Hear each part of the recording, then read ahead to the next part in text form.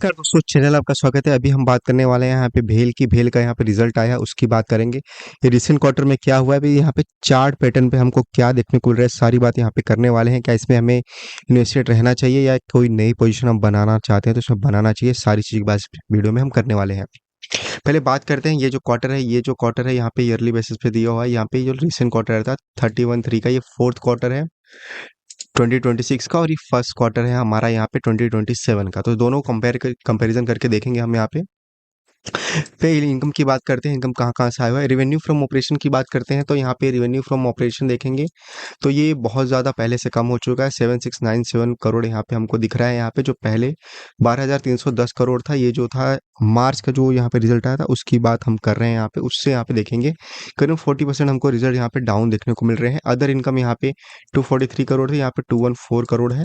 तो यहाँ पे ज़्यादा डिफरेंसेस अदर इनकम में भी नहीं है। टोटल हम करके देखेंगे तो यहाँ पे हमको देखेगा कि करीबन 8,000 के आसपास जो यहाँ पे अभी आया है इनका इनकम, वो पिछली बार 12,500 करोड़ के आसपास था। तो यहाँ पे हमको अच्छा खासा यहाँ पे डिक्लाइन देखने को मिल रहा है। कॉस्ट ऑफ मटेरियल देखेंगे तो कॉस्ट ऑफ मटेरियल भी यहाँ पे पहले से कम हुआ है। जो पहले 8,346 करोड़ था, मतलब यहाँ पे बिजनेस पहले से कम हुआ है। यहाँ पे cash charges invention and finish goods work in progress and scrap, तो ये पे अभी 542 करोड़ का भी बाकी है इनका, जो पिछली बार 325 करोड़ था। तो यहाँ पे हमको इनकम में देखने को मिल रहा है कि इनकम पहले से इनकी कम हुई है यहाँ पे। ठीक है, इनकम इनका पहले से कम हुआ है, एक्सपेंसेस भी उसकी वजह से कम हुए हैं यहाँ पे। एम्प्लॉय बेनिफिट इस बार इन्होंने इस पे भी कम स्पेंड किया है, पिछली बार 1994 करोड़ किया था। और इनकी बात करते हैं हम यहाँ के फाइनेंशियल कोर्ट्स की, यहाँ पे 139 करोड़ हमको देखने को मिल रहा है, और पिछली बार 197 करोड़ है। तो मतलब इन्हें बिजनेस पहले से इन्होंने हमेशा कम ही किया। अदर एक्सपेंस 390, यहाँ पे पहले 540 करोड़ थे। तो आते हैं हम यहाँ पे profit loss before exceptional items की बात करते हैं यहाँ पे। तो ये इनका देखने को मिल रहा है यहाँ पे 7415 यहाँ पे टोटल एक्सपेंस में था। और यहाँ पे पहले ये जो था 10,842। तो यहाँ पे हम देखेंगे इनका financial course, other expenses, total expenses, और यहाँ पे जो इनका जो एक्सपेंसेस कम हुए हैं, मतलब इन्होंने बिजनेस पहले से कम किया है, जिसकी वजह से यहाँ पे एक्सपेंसेस हमको कम देखने को यहाँ पे मिल रहे हैं। और हम इसके आगे आते हैं, नीचे बात करते हैं इनके, और यहाँ पे नंबर जो दिए हुए हैं उनकी बात करते हैं। तो यहाँ पे हमको क्लियर देखने को मिल गया कि इनकी जो इनकम है कम हुई, क्योंकि इनको बिजनेस उतना नहीं मिला है। इस बार इन्होंने बिजनेस 3 महीने से उतना नहीं किया है, जिसकी वजह से यहाँ पे हमको एक्सपेंसेस कम देखने को मिल रहे हैं। अब सेगमेंट वाइज देखते हैं कि हमें कौन कौन से सेगमेंट में यहाँ पे क्या क्या देखने को मिला। पहले सेगमेंट रेवेन्यू फ्रॉम ऑपरेशंस, ठीक है, ये पावर का है। पावर की बात करते हैं तो पावर में भी यहाँ पे 3600 का डिक्लाइन हमको देखने को मिल रहा है। यहाँ पे 3600 था, अभी 9509 पिछली क्वार्टर में आया था, तो ये यहाँ पे डिक्लाइन हुआ है।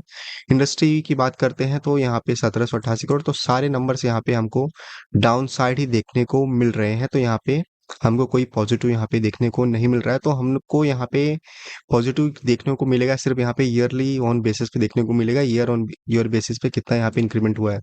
सेल्स देखेंगे ईयर ऑन बेसिस 40% बढ़ा, EBITDA 194%, नेट प्रॉफिट 183%, और अर्निंग पर शेयर यहाँ पे 182% बढ़ा है, क्योंकि ये जो रिसेंट क्वार्टर है सारी कंपनीज के रिजल्ट कुछ ऐसे ही आ रहे हैं मिक्स। अब हम बात करते हैं कि BEHEL का जो यहाँ पे चार्ट पैटर्न है, हमको क्या देखने को मिल रहा है। यहाँ पे क्लियर हम देखते हैं कि स्टॉक जो है यहाँ पे अप्रैल में जो यहाँ पे न्यूज आई थी कि वॉर खत्म हो गई, उसके बाद देखेंगे कि ये जो स्टॉक था यहाँ पे भागा था, करीबन 60 से 70% यहाँ पे स्टॉक रनर अप किया था। उसके बाद अभी जो स्टॉक है एक लंबे पीरियड से, इसके जो रिसेंट क्वार्टर आए थे, देखेंगे क्वार्टरली रिजल्ट आए थे, रिजल्ट आने के बाद भी ये जो स्टॉक है यहाँ पे इस रिजल्ट आने के बाद करीबन यहाँ पे 7% तेज था। उसके बाद स्टॉक एक रेंज में फंस गया, और करीबन 3 महीने स्टॉक इसी रेंज में है। तो अभी जो स्टॉक का यहाँ पे लो था, लो से फिर से स्टॉक ने यहाँ पे अपने अपसाइड मूव दिया है यहाँ पे, और उसको ब्रेक किया है। तो यहाँ पे पॉजिटिव हमको देखने को मिलेगा, क्योंकि यहाँ पे जो क्वार्टरली बेसिस के जो रिजल्ट हैं वो उतने अच्छे नहीं आए हैं। उसके बाद भी ईयरली बेसिस पे यहाँ पे रिजल्ट हमको देखने को, प्रॉफिटेबिलिटी देखने को मिल रही है ईयर ऑन ईयर बेसिस पे।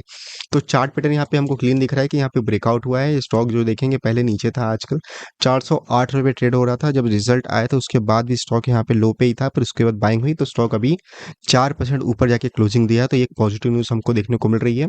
स्टॉक अभी इसको ब्रेक करने के बाद हो सकता है कि ऐसे कुछ इस तरीके से यहाँ पे जाके बाउंस बैक ले सकता है यहाँ से। तो इस तरीके हमको पैटर्न देखने को मिल सकता है। नहीं तो यहाँ पे कुछ कंसोलिडेट होने के बाद 3-4 कैंडल बनाने के बाद स्टॉक ऊपर जा सकता है। तो स्टॉक को आप अच्छे रडार में रख सकते हैं, इसके वॉच लिस्ट में ऐड कर सकते हैं। स्टॉक का चार्ट पैटर्न यहाँ पे हमको क्लियर दिखा रहा है कि यहाँ पे अपवर्ड मूव हमारा हो सकता है, और जो भेल है यहाँ पे हमको इसी तरीके से भागते हुए दिखता है ये, ठीक है। क्योंकि अभी देखेंगे जुलाई 2024 का इसका जो 330 पे था, और पूरे 1 साल के बाद इसने इस लेवल को ब्रेक किया था। उसके बाद यहाँ पे स्टॉक अभी इस फेज़ में फँसा हुआ था, अभी ब्रेकआउट दिया है, तो ये हमको नेक्स्ट फेज़ तक, जब से इसको रिसेंट क्वार्टर आते आगे जो क्वार्टर नहीं आएगा नेक्स्ट, तब तक इसको होल्ड कर सकते हैं। और मुझे यहाँ पे चार्ट पैटर्न काफ़ी अच्छा दिख रहा है, तो इसको आप अपने वॉच लिस्ट में ऐड करके इसको ट्रैक कर सकते हैं, अपनी स्टडी कर सकते हैं व्हेल को लेके। Thank you.